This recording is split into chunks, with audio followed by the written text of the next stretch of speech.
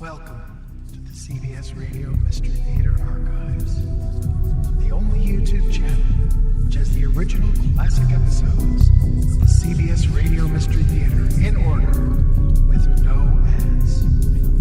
Thank you for listening, and now, enjoy the show.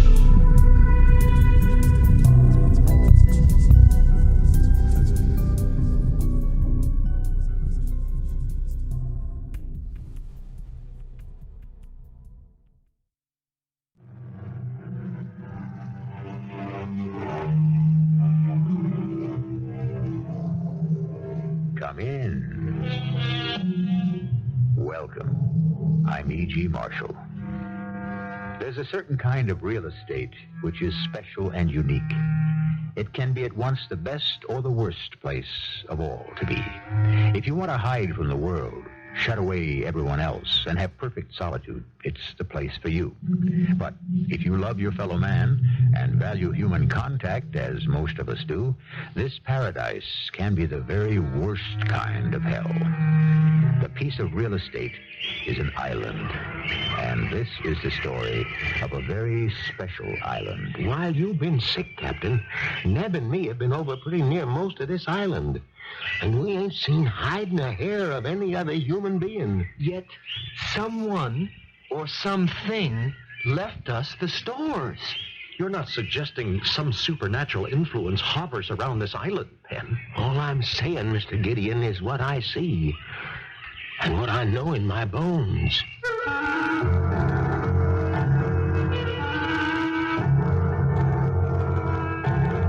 Our mystery drama, The Mysterious Island, was based on the classic by Jules Verne and written especially for the Mystery Theater by Ian Martin and stars Earl Hammond and Leon Janney.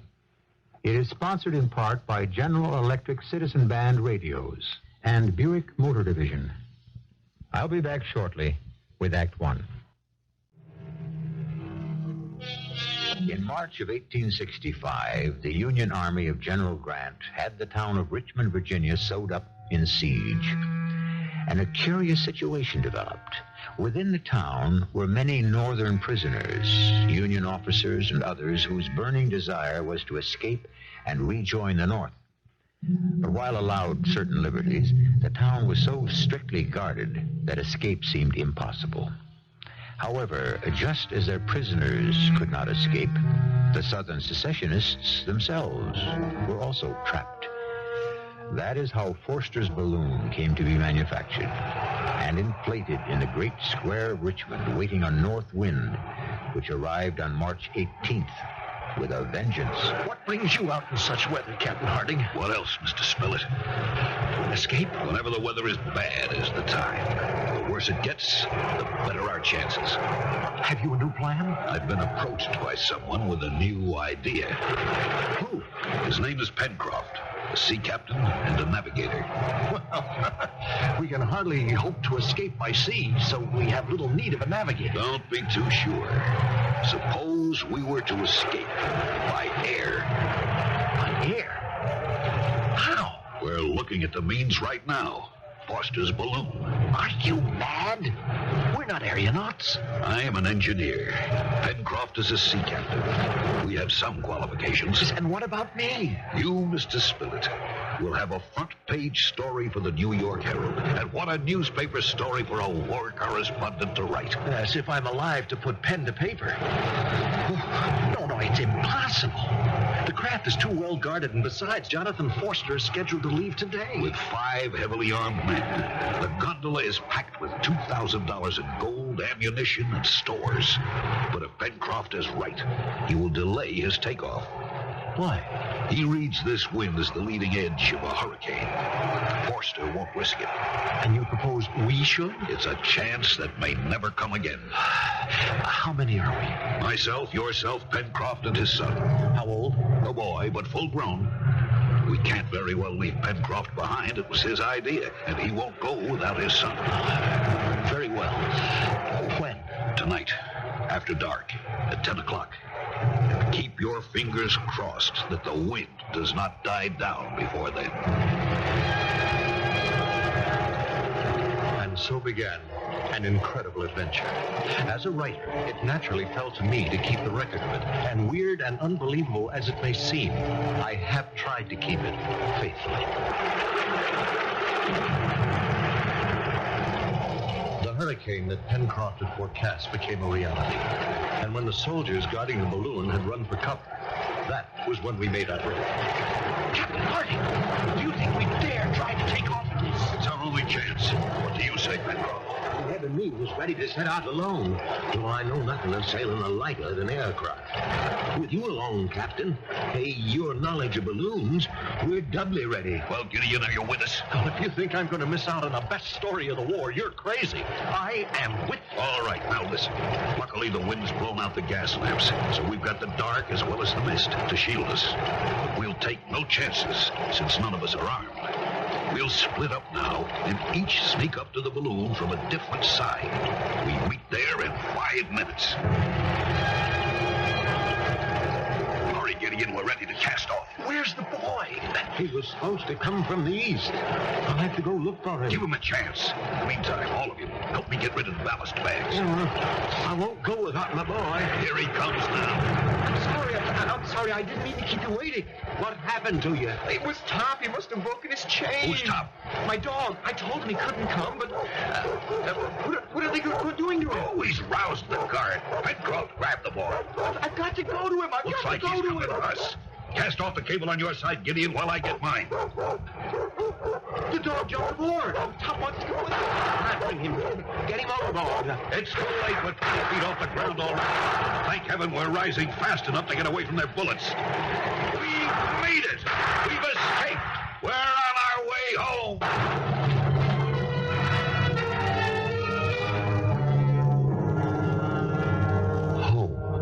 Little did any of us know how long it would be before we saw that again, if ever. No words could describe the terror of the next 5 days. The full rage of the hurricane swept us through the air, tossing and turning the gondola basket like a pendulum till all of us were airsick. By night, the captain could not dare risk a descent, and by day, a curtain of swirling fog shrouded the earth. For 5 days we rode the whirlwind, surviving it Lord only knows how, till at last, that morning, for the first time, the mist parted below us, and we saw The sea. It's sea beneath us. Yes, and we're falling fast. What's that sound? There's a rent in the balloon. The gas is leaking out. What can we do, Captain? Get everything overboard. Lighten her as much as we can. What about this gold? Over with it. It's over $2,000. Good, it might buy us our lives. Over. Come on. The food, Captain. Everything, even the guns. It isn't doing any good. We're still falling. Land, Captain, land. Top floor first, land. Where? Neb, you're right, boy. Off to starboard there. We'll never fetch it. We're almost in the sea now. Oh, we've got to lighten her more. There's nothing left to get rid of. Yes, there is. We'll cut away the gondola itself. Quick, all of you, climb up on the net around the balloon and cling to it. The wind's carrying us toward the island. But Top, he can't get Up up you there. go with the others, boy. I'll hand Top up to you. I Here. got him, okay. Hurry, Captain. Hurry, we're almost on the wave top. Just one more cable and flash. What happened? We took a wave broadside. But look, it bounced the balloon up into the air. We're going to make it to land. We're going to... No, Top. What is it, Neb? The captain, Dad. The captain, he's gone. And Top went in after him.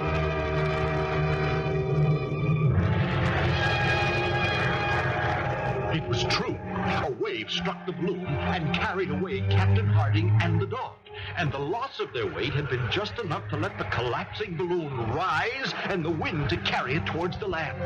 Now, just before we came to the shore, the balloon, half inflated, fell again to the sea. And with the wind driving it and us clinging to the mesh, we were rushed to the shore, battered by the surf, fighting our way to shore, exhausted and half dead. Easy, lad. Easy. We'll find him. Oh, never in a sea like that. Any sign of them, Gideon? I didn't have much hope, and I was too exhausted to go far.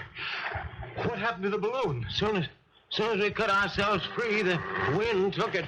It's gone, too. It's Top. It's Top. Here, boy. Here, boy. Come on, boy. Oh, Top, you're alive. You made it. The dog looks in good condition. Strange. Something stranger. His coat's near as dry as a bone. How could that be if he come out of the sea? Well, he didn't. He came along the beach and... Hush, boy, hush. Well, then that means the captain may have made it ashore, too. I don't see a sign of him. If only Top could tell us. Oh, but he is, Mr. Gideon. He is. Look. He's got my sleeve, and he's trying to pull me back the way he came. He's trying to take us to the captain. We followed the excited dog. He was leading us into the tropical jungle. Now, after fighting our way for nearly a mile, we came out in a clearing off which opened a cave. And in it, we found... It's the captain. Down, Top, down. Oh, I only hope he's still alive. Captain, can you hear me? Neb, here, take my hat. Get some water from that stream. Yes, Father. How is he? Well, he's unconscious. Oh, that's a bad gash in his head. But otherwise, he seems unhurt. How in the name of all that's holy could he have got out of that sea, crossed all them rocks, and dragged himself here? Yes, it seems impossible. But we haven't time to worry about any mysteries now. We have to try to bring him to. As I worked over the captain, my mind was busy with many questions. Where were we? Was it an island or a continent? Did it have inhabitants or not? And how could a man with so serious a concussion, exhausted from a long swim, have possibly dragged himself across those jagged rocks without injury and found his way a mile deep into this tropical jungle to the safe haven of this cave? I can't answer your question, Gideon. When I hit the water, I was knocked half dizzy. I swam as long as I could, but the waves were terrific. The last thing I remember was thinking I'd had it and blacking out. You don't remember anything about getting to the beach or finding your way here? Not a blessed thing. And Top? Oh, I remember his swimming beside me when I blacked out. Yes, but he could hardly have dragged you ashore. Hardly. Well, you'd better rest. Gideon, where are we? Well, that's what I've been hoping to ask you. I've been thinking about that since I regained consciousness. Now, traveling southeast from a starting point in Richmond at an average of 90 miles an hour ahead of the wind, my guess would be some 7,000 miles away and somewhere in the Pacific. 7,000 miles? Well, the distance is less important, perhaps, than the direction. The question is where we are here. Is it the South American continent, the Asian, the Australian, or is it an island? Well, I can answer that. We seem to be marooned on a desert island. A desert island? How's the captain? Well, much better, as you'll see, Neb. What luck? All kinds of luck. Unbelievable. Washed up on the shore, lashed to two barrels which kept it afloat. A great sea chest full of all sorts of tools and weapons and clothes. Maybe more important, 2 wooden crates. One full of tinned goods, the other ship's staples. Coffee, flour, dried beef, and the like. It's incredible. Washed ashore from some shipwreck? Well, maybe, only... Well, you tell them, Father. All I could say is them rope lashings hadn't been in the seawater long. Someone or something, we think, left those stores for us. And I know for sure I couldn't have saved myself. I had to have help. Divine or... Now, just a minute. If anyone's saying that some supernatural influence hovers around the island... All I'm saying is what I see and what I know.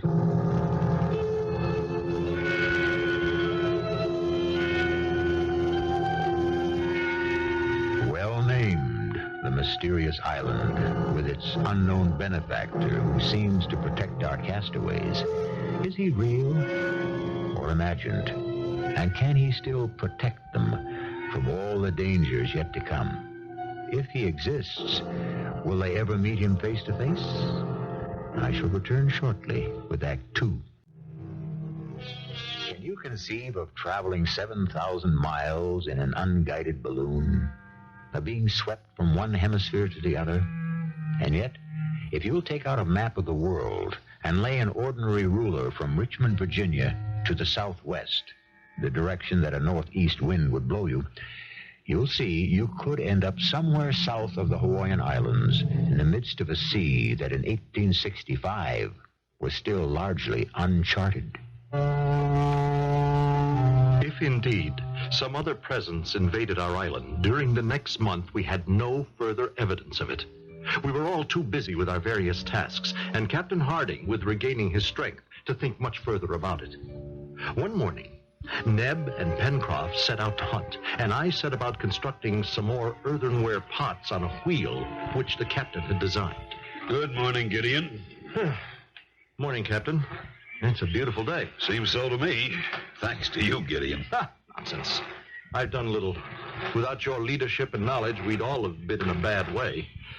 Now, this potter's wheel, for example. Without it, no dishes. The magnifying glass you made for me a watch crystal. Without it, no fire. Oh, hundreds of other things. Well, I'd be a poor engineer if I had no knowledge of simple mechanics. Are the others gone? Yes, good half hour since. Then I'd be an even poorer leader if I didn't face hard facts. What do you mean? We must find a better place to stay. But, Captain, we have shelter, water. Oh, I know the insects are bad at night. Gideon, so far we've been concerned with survival. We've managed that. Now we have to consider escape. Escape? To where? Another island, then another, till at last the mainland or civilization. But how? We must build a boat. And to do that, we must be near the sea where it can be launched. Tomorrow I start looking for our new home. 3 weeks later, Captain Harding had found what we came to call Granite House, which became our permanent home. I will never forget the day he first led us to it. A great granite cliff suddenly reared straight up from the beach, a sheer wall facing the sea. To the side of it, we climbed a tortuous path, past a waterfall, till we came to a small plateau with a small lake cupped in it. Around the lake, we followed him to an opening in the granite wall, and then through a continuously downward path till... Seems like we're on our way back down to the beach again, except inside. Exactly, Mr. Pencroff. Well, we must have come a couple of 100 feet through this narrow cave, Captain. Not much further. This is a fascinating formation. At one time, I believe the lake above and the sea itself were one, filling these caverns. It won't come back and drown us now, will it? No chance. You'll see why in a moment.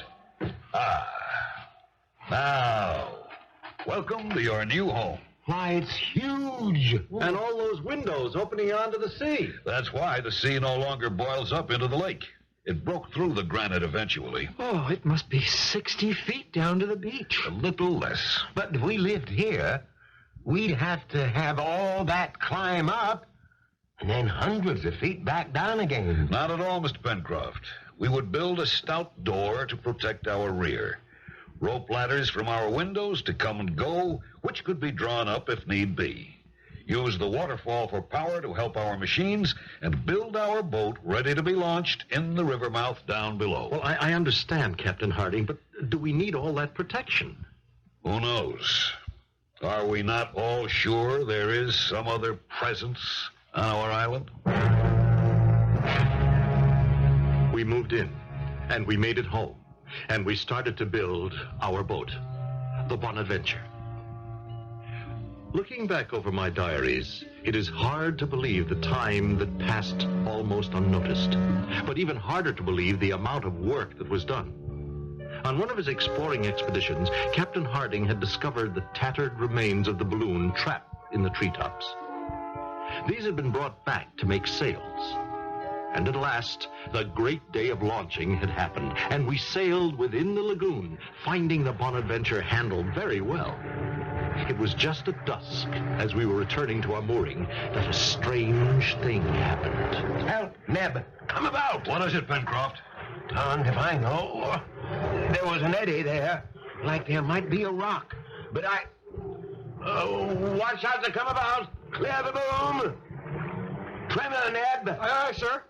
No, hold a minute. Let her fall away. Now what, Ben? Right there, Captain. Where I saw the water break like an eddy. See it? There. A bottle floating. We came about, circling again. And sure enough, there was a bottle bobbing in the water. Penn sent Neb over the side for it, and in a few minutes, we hauled him in, wet but triumphant. What have you got, lad?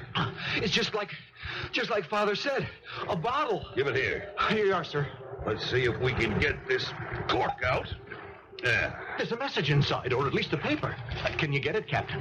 What does it say? Just these words. Help. Please. Castaway. Tabor Island. 153 degrees west longitude. 37 degrees 11 minutes south latitude. Why, that's not over 70 miles. Just over the horizon. We could make it in this craft easily as sailing downwind. But not all of us. It's near dusk. Head for the mooring. We'll set all our courses for tomorrow. I won't go into the discussion that night at any length. It's enough to say that since the boat could not handle more than 3 people, only 2 of us could go. At first, the captain and Pencroft seemed the logical pair, but Pencroft proved to be stubborn. He didn't want to be parted from Neb, and I had to agree that he was right. Everything we attempted was full of danger, and our boat was at best very frail. Obviously, it could be best handled by a seaman and his son. So, uneasily, we bid them goodbye the next morning. During the day, we kept busy, but with nightfall, the captain and I returned to worry and the helplessness of waiting. I don't like the weather. Yes, looks as if there's a squall on the way, but it should blow over long before they get back. Should I have let them go is the real question. Another human being in trouble? What choice was there? If he's still there. Paper looked quite fresh. I don't think that bottle could have been long in the sea. Thinking back, that's what worries me. Well, nothing we can do but wait. With the fury of a demon, a tropical storm broke, and huge waves lashed at the shore below us. It was the night of the 3rd day, and we had expected the Bonadventure back this night. Could she live in such a storm? Where have you been, Captain? I climbed down the rope ladder. The tides washed all the way to the cliff. I can't get to the bonfires to light them. Well, perhaps they haven't started back yet. I told them to spend no more than 1 day, and if they found no one to return. Maybe they saw the storm making up and delayed. Perhaps. Or perhaps the note in the bottle was some kind of a trick. The island may be inhabited. They may have been taken prisoner by some hostile tribe. Oh, I should never have let them. Oh, no, you can't blame yourself. But I do.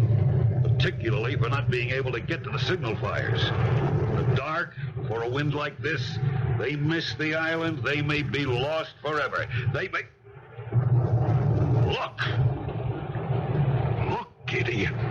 The bonfires! They're lit! They're burning! Impossible.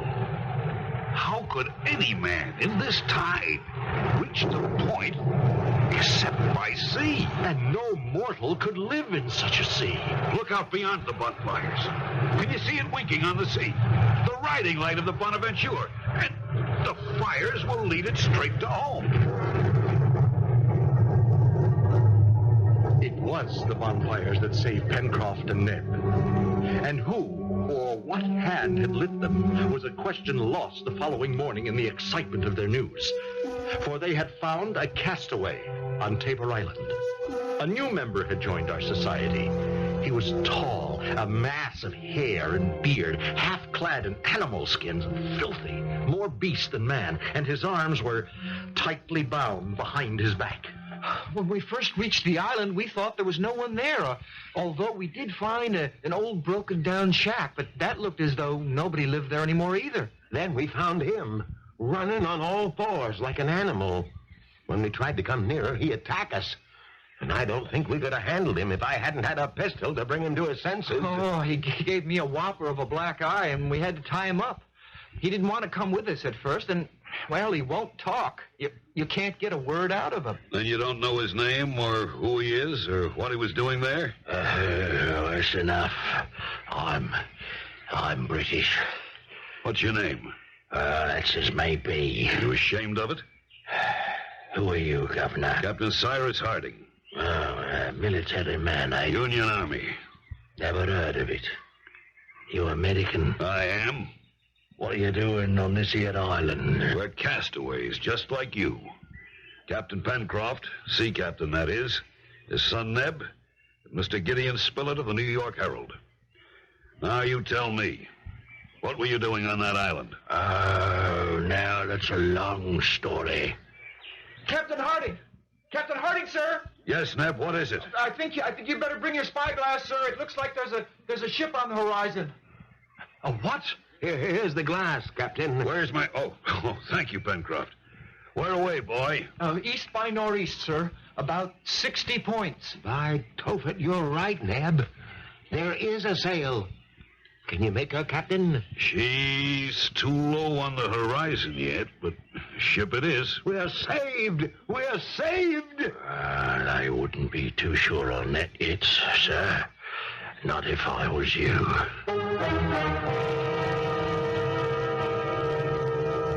In the midst of their excitement, all four of them turned to the stranger among them. Their wild burst of hope and enthusiasm dampened, chilled as though they'd been doused in ice water by the ominous tone of his voice.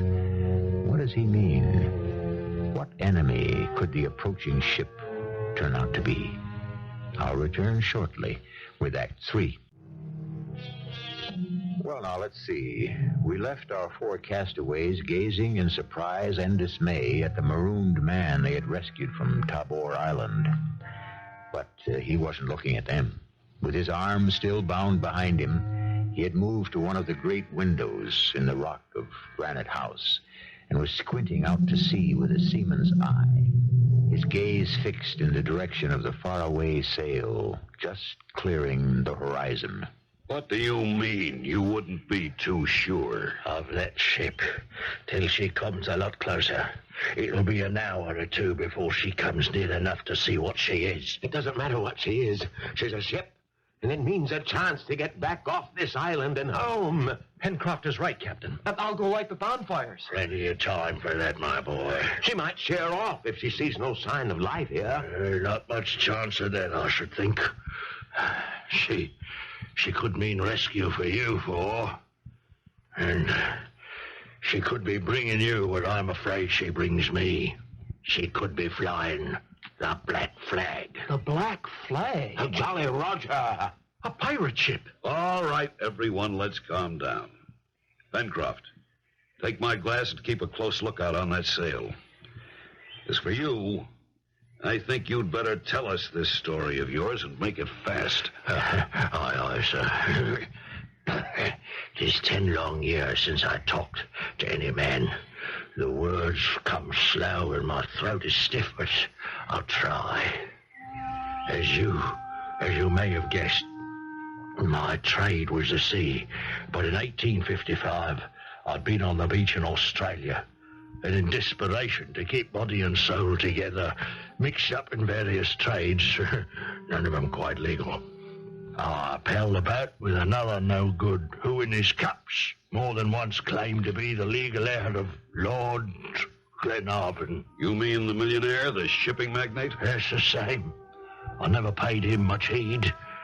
And one night in a barroom fight, he was knifed and killed by another Joey of mine. Joey? An Australian word for friend, Neb. Go on. But about a year later, this big steam yacht put into Melbourne, and it's his lordship looking for his son. Between us, Bob Joyce and myself, we saw a real opportunity to make our pile and end up rich. The plan was simple. Lord Glenarvan's ship needed to take on some crew. I was to say I knew where young Glenarvan might be found. Then, ship aboard with some men we had on our side, and enough of Bob Joyce's gold to buy enough others in the crew. For what purpose? boy was dead, where could you leave them? Just far enough to sea to take over the ship. Now, don't forget, a steam sail ship in those days in Australian waters. We'd have a freebooter which could own the seas. What's a freebooter? A pirate ship. And, I take it something went wrong with your plan. Yes, that's right. One of the crew I tried to buy went to the mate and threw him before Captain Gray. I'll never forget that day as long as I live. This sailor, fully proved guilty of the crime of fomenting mutiny, shall forthwith be hanged from the yardarm as an example. A moment, Captain Gray. May I speak to the condemned? Of course, your lordship. I can do little to save you, but... First, my son is dead. You can take the word of a dying man. Who killed him? That's not for me to say. Give me the name of the man so I can hunt him down and perhaps I can save your life. Well, why should I protect him now, whatever? The knife was in the back. His name is Bob Joyce. Very good. Bob Joyce. If I find this man, would you be witness against him? Well, that's an hard promise to make. Since within 15 minutes, I'll be dancing on the end of a yardarm. I could intercede. And have me set free? No one can promise that. On his ship by maritime law, a captain is in total command. Yet, I am sure my request could save your life. You do that, my lord. And whenever you need me, just call on me. Oh, his lordship was as good as his word, as far as it went. Oh, I was saved from the gallows. But by the captain's orders, marooned on Tabor Island for the rest of my life. His lordship has never returned to call on you, as you suggested? No, sir. Why do you suppose that is? And until 2 years ago or thereabout, I had supposed because Bob Joyce was dead. And then... And then?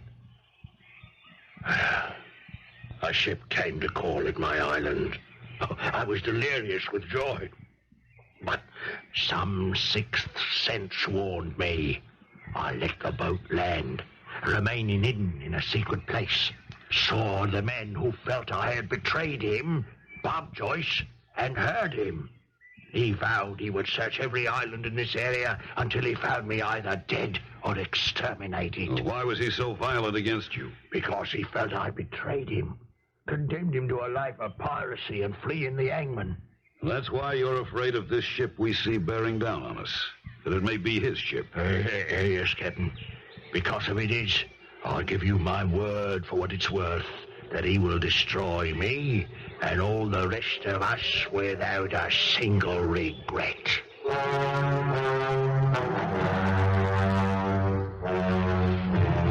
I don't think there was one of us who wasn't deeply affected by the story Ayrton told, or not convinced of his honest repentance after the punishment he had suffered.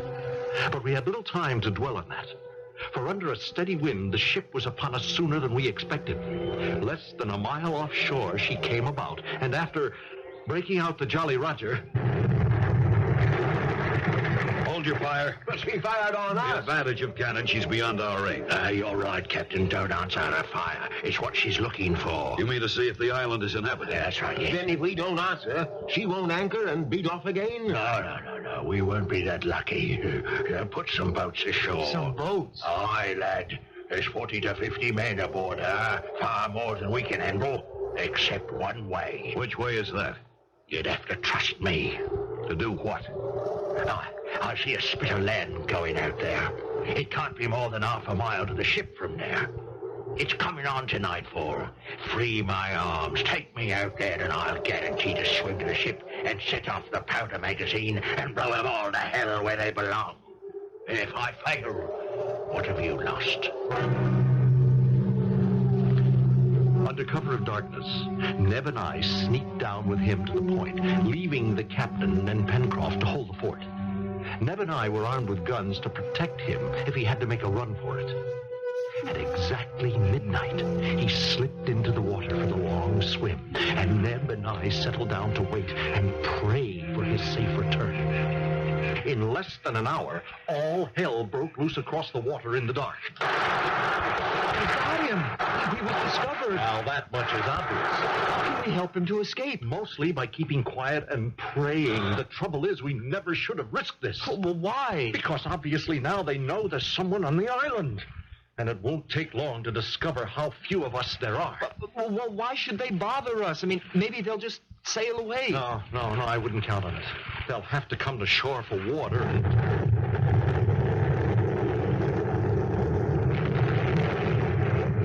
An enormous explosion had rent the night. In the flare of it, we could see the ship exploding literally into fragments, which burst into the air in a spray, and for a long time, like a flaming rocket, hovered, till at last all the fragments came down to the sea and hissed out.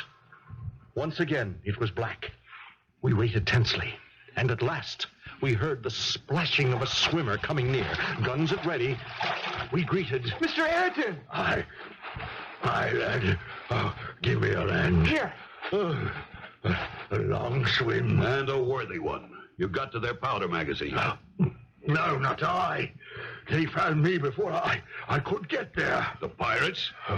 It was them, all right. We all had a fortunate escape. Oh, thanks to you. No thanks to me, lad. But their powder magazine blew up. Not through my efforts. Well, whose? Maybe the good gods, but some other hand than mine. He's passed out, Mr. Gideon. Yes, exhaustion, I hope. Here, I'll take care of him.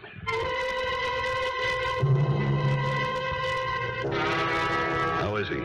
Not hurt, just sheer exhaustion. Neb tell you about the... Yes, and as you can see, now it's getting light. There's no trace of the ship, and... Well, what is it? Look, maybe that's our answer. To what? To the blowing up of the ship. The chest with the supplies, the bottle with the message. Everything that's been happening to us since we landed on this mysterious island. I looked, and rising from the sea was a sight I had never seen. A man, or was it a man, clothed in rubber, with a great iron bubble on his head and two heavy tanks strapped to his back. Could it be human? Or was it something straight from the bowels of hell? Yes, gentlemen. I blew up your pirate ship. I am the answer to many strange things that have happened to you since you reached this island. Yes, I am, if you will, your benefactor. Now you must help me. But who are you, sir? My name, Captain Harding. It is and will never be other than Captain Nemo. Nemo? The famous Captain Nemo of the Nautilus? And of 20,000 leagues under the sea, the same. But I thought, well, most people believe that you and your fabulous undersea craft were destroyed. A belief since I shunned the company of men I was happy for the world to accept. For all these years, I have combed the underworld of the sea alone, in peace. And your crew? One by one, Captain Harding, the sea, the rigors of our life, have taken their toll. At last, 3 years ago, I was left alone. And the Nautilus, that fabulous undersea craft. I piloted it to its grave under this granite cave you live in. The well. You used to come up it in your diving apparatus and occupy this chamber for your own. Right. When you came to the island, I wanted to help. I did it the best I could. The chest of supplies and tools. The bonfires that were lighted to bring us home. My rescue from the sea and tops. The bottle with the message that Ayrton was marooned on Tabor's Island. But why? Why didn't you reveal yourself? My history is my flight from my fellow man. And now you choose to reveal yourself? Why? Because I am dying. I have made my last effort in your behalf by blowing up the pirate ship. Now I ask a return from you. What? Buried in a subterranean chamber below this granite house of yours lies the Nautilus. I am going to it to die. I ask you to make it my coffin. What is it you're asking? Restore my diving equipment to me. Let me descend through the well to my rest. Besides the explosive I used to destroy the pirate ship, I brought a chest. My gift to the living. Now let me go. Gift to the living? You may go, but where do we go from here? I can tell you where you must go. Must go? At least away from this island. The forces that trap the Nautilus are again burbling. There is an eruption coming which in my belief will bury this island in the sea. Mark my words. As soon as I descend to my burial chamber, you must set sail. In the Bonaventure? Well, it has barely room for 3. Nevertheless, Mr. Spirit, you must load it to the gunwales. But any reasonable sea would swamp us. You must trust my belief that there will be no unreasonable sea. But where would we head for? Northeast by east, tracing the path you came. Only this time you travel the surface of the earth. Follow the trades, and you will reach the Hawaiian Islands. That's a wild venture. Not if you take my charts and the chest I leave you. Find your way home. And you? The sands of my life have run out. Once I am back where I have lived in isolation for years, I will be content with what is to come. But you leave fast. We left the island as we came, leaving every possession with weight behind. We sailed bravely away on the Bonaventure, wallowing in the sea.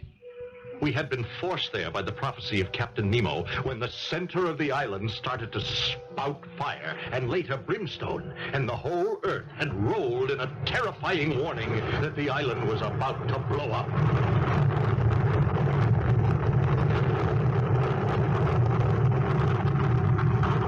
We watched while it did, and within all of us was a painful dread.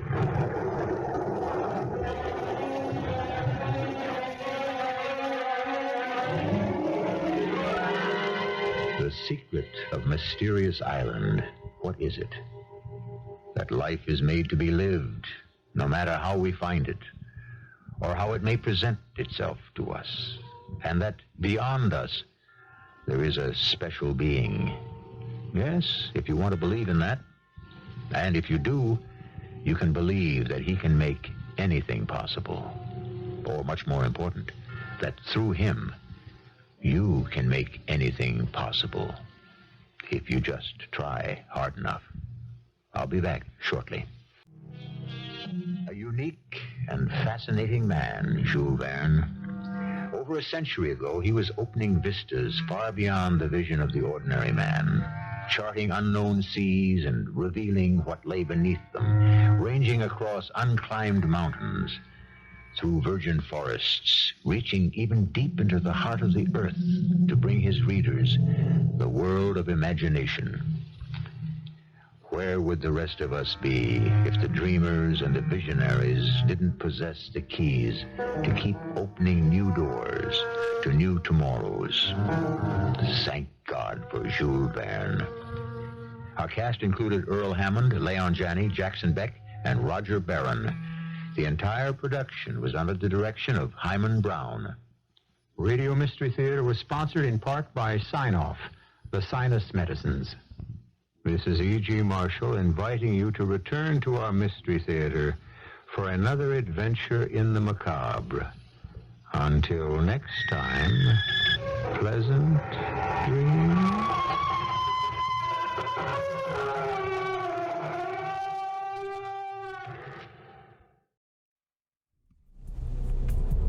Enjoyed this episode of CBS Radio Mystery Theater. If you've enjoyed this and want to hear more, please subscribe to this channel. You can also visit my other YouTube channel by searching for